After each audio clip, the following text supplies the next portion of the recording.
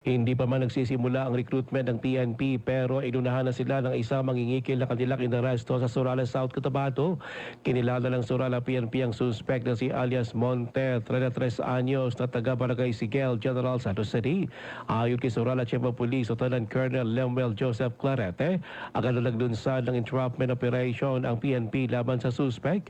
Ito ay matapos akusahan ng pangingikil ng dalawang mga babaeng kapapasa pa lang sa criminology exam. Ayon kay Clarete, ang mga biktima na taga-Coronadal at Sorala ay kinontak ng suspect na napakilalang pulis sa pamamagitan ng messenger.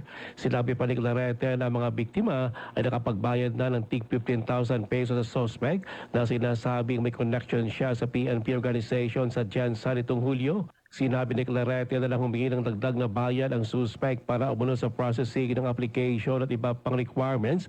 Nagsumbong na ang mga biktima sa PNP. Nakumpiska ng mga pulis sa suspect ang 67 piraso ng pekeng tig 1,000 peso bill na ginamit sa kanilang entrapment operation.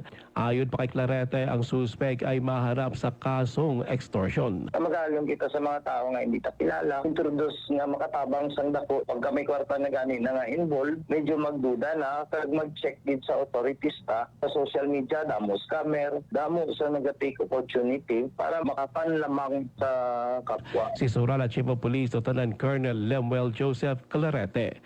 Ruel Usano, NDBC, Bida Balita.